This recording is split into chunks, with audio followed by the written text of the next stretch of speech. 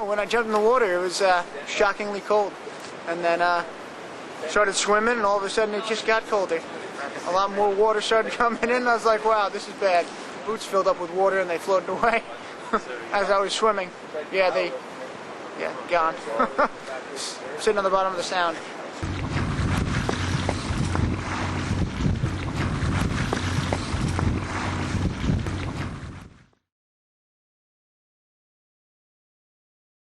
They were completely left in the dark. I told them we had a law enforcement operation and they needed to be here over the night, and they were all planning for that. I've got a very flexible crew, and they work with me well, and they were planning for an LE op, and we put them on the boat and said, you know, you have what you have, and we're going to kick you off the boat, and you have to survive a day. Yo, listen up, guys. Rendezvous point to everybody. Rendezvous is going to be right on top of that hill right there. So if something happened, somebody get injured, somebody got, I don't know, whatever happened, we're going to get on top of that hill right there. All right? That's the rendezvous point. Where you at? Yeah. To the beach, mustered up with everybody, and then found out that this was kind of, you know, group activity, you know, everybody working together, learn how to survive, live out in nature without any real supplies, and see how everybody does.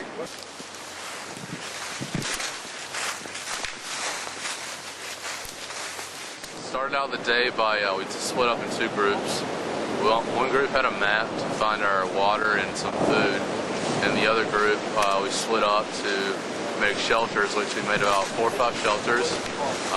There's like a lot of wood and things that have washed up on the island. We have a very strong current out here, so things float everywhere. So wood, tires, you know, anything you can imagine we found, and we built 4 good shelters that are probably going to hold us through the night.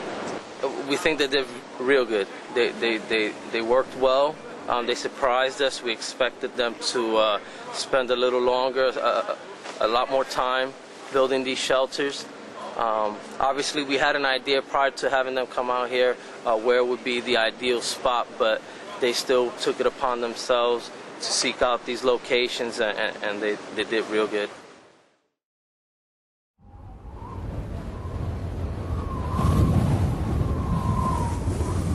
Everybody's main concern right now is to whoever had like any leaks or whatever, or got anything soaked during the survival swim, to try to get that dry as possible, or as soon as possible before it gets dark, so they can put that back on and then stay warm. So we're trying to stay warm for a little right now, but the main concern is to get the gear dry first and then put it back on and then stay warm.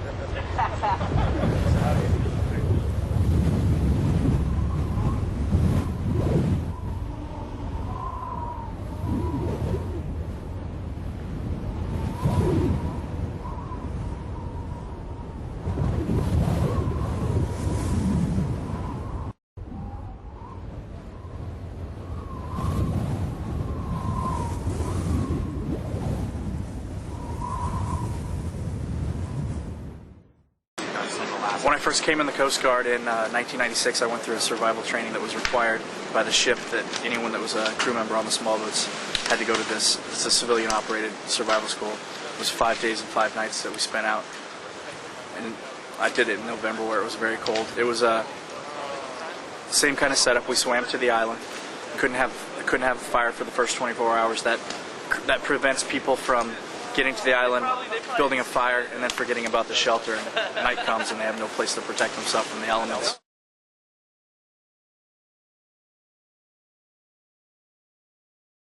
Went back out to the island and did a team building exercise where we get to know each other, and pretty much around a fire, encourage people to step up in front of the group and talk to the group about stuff that's personal to them. I think the crew came together and got to know each other in a new way, and that was the purpose of that particular exercise, and I think it went well. Last night, morale was low, and when I went out this morning, it was even lower, but then I brought food. I cooked them a hot breakfast and took it out there, and the minute they got food and energy in their system, spirits came up, of course, and it worked out really well for them.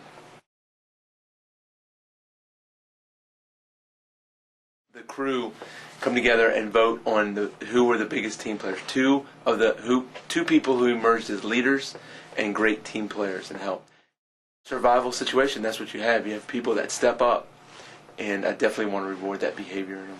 So they had no idea until the helo was arriving that there was a helicopter coming in. It was a pleasant surprise for the crew.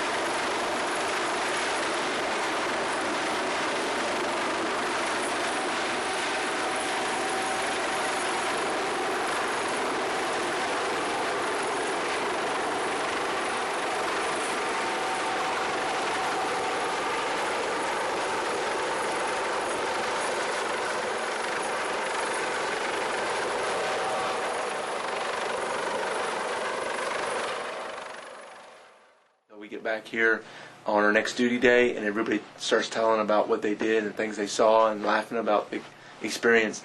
I think this is an experience that they're going to cherish. I hate to say that, but they're going to cherish and tell people throughout their career what they did.